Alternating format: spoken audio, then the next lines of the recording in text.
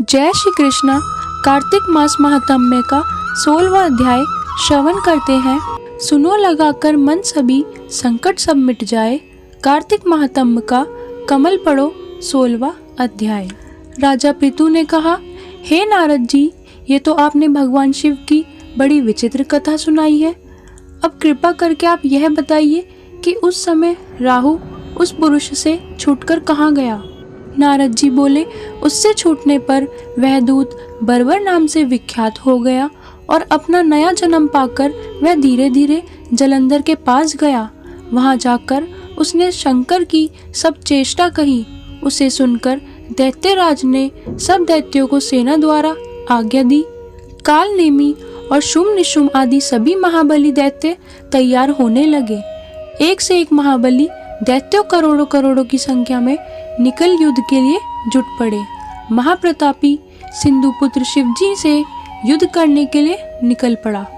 आकाश में मेघ छा गए और बहुत अपशकुन होने लगे। शुक्राचार्य और कटे सिर वाला राहु सामने आ गए।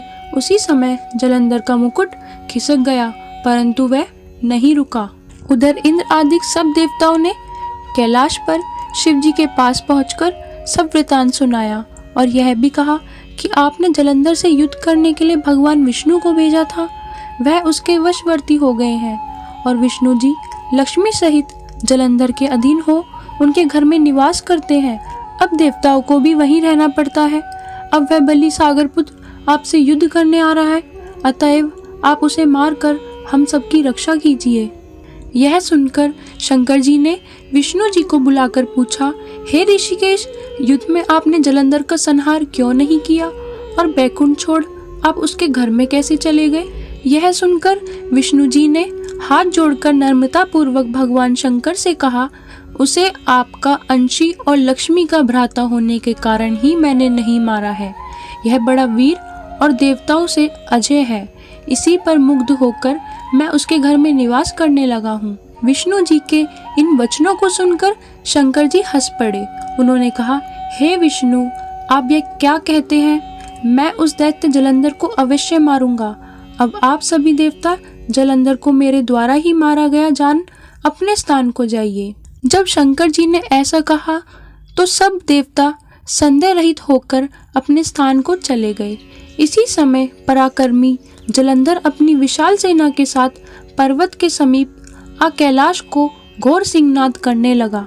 दैत्यों के नाद और कोलाहल को सुनकर शिवजी ने नंदी आदि गणों को उससे युद्ध करने की आज्ञा प्रदान की। कैलाश के समीप भीषण युद्ध होने लगा। दैत्य अनेकों प्रकार के अस्त्र शस्त्र बरसाने लगे। भेरी, मृदंग, शंख और वीरों तथा हाथी, घोड़ों और रथों के शब्दों से शाब्दित हो पृथ्वी कांपने लगी। युद्ध में कटकर मरे हुए हाथी, घोड़े और पैदलों का पहाड़ लग गया। रक्त मांस का कीचड़ उत्पन्न हो गया। दैत्यों के आचार्य शुक्र जी अपनी मृत संजीवनी विद्या से सब दैत्यों को जिलाने लगे। यह देखकर शिवजी के गण व्याकुल हो गए और उनके पास जाकर सारा वृतांत सुनाया। उसे सुनकर भगवान रुद्र के क्रोध की सीमा न रही। फिर तो उस समय उनके मुख से एक बड़ी भयंकर कृत्या उत्पन्न हुई, जिसकी दोनों झांगाएं ताल वृक्ष के समान थी। वह युद्ध भूमि में जा सब असुरों का चवन करने लग गई और फिर वह शुक्राचार्य के समीप पहुंची और शीघ्र ही अपनी योनि में गुप्त कर लिया। फिर स्वयं भी अंतर्धान हो गई।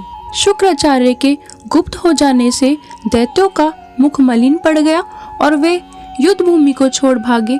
इस पर शुम निशुम और काल नेमी आदि सेनापतियों ने अपने भागते हुए वीरों को रोका। शिवजी के नंदी आदि गणों ने भी, जिसमें गणेश और स्वामी कार्तिकेय जी भी थे, दैत्यों से भीषण युद्ध करना आरंभ कर दिया। और इस प्रकार कार्तिक मास महात्म्य का 16वां अध्याय पूर्ण हुआ। जय श्री कृष्णा।